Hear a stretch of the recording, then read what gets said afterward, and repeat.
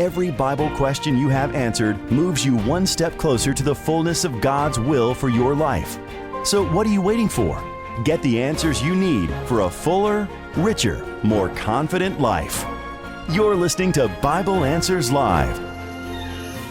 This broadcast is a previously recorded episode. If you'd like answers to your Bible-related questions on the air, please call us next Sunday between 7 p.m. and 8 p.m. Pacific Time. To receive any of the Bible resources mentioned in this evening's program, call 800-835-6747. Once again, that's 800-835-6747. Now, let's join Pastors Doug Batchelor and John Ross for more Bible Answers Live.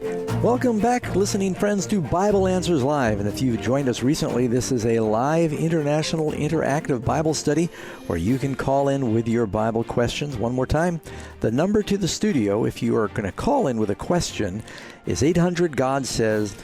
My name is Doug Batchelor. My name is John Ross, and Pastor Doug, we're going to go straight to the phone lines, get as many calls in as we can. We have Wilson listening from Nashville, Tennessee. Wilson, welcome to the program. You're on the air.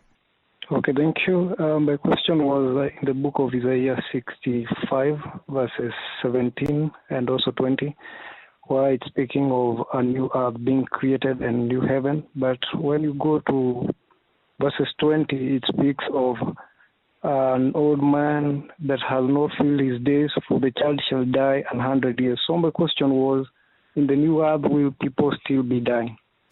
Yeah, this is a place where when it was translated into the King James, it's not the best word. It's talking about a child will cease to be a child. It uses the word die there because the word is sometimes interchangeable. Now, have you ever seen a 100-year-old child? No. Okay, so right away you know it's talking about something supernatural or special. If you look in the Old Testament back shortly after Adam was created, the first few sons of Adam, Seth, Enos, on down to Enoch, they didn't even get married until they were over 100 years of age. And so when he says in heaven, because we'll live so long, that those that are resurrected as children, they will not even cease to be children until they've reached 100. No one's going to die in heaven.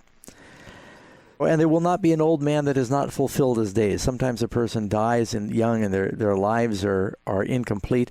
He's basically saying, my elect will long enjoy the work of their hands. It's going to be eternity.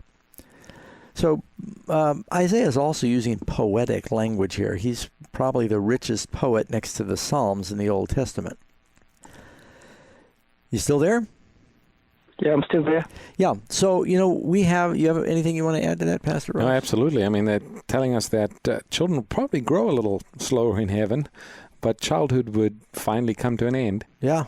And another reason we know the children will grow up is you read in Malachi chapter 4, it says they will go forth and grow up. Speaking of the new heaven and new earth again, they will go forth and grow up as calves of the stall.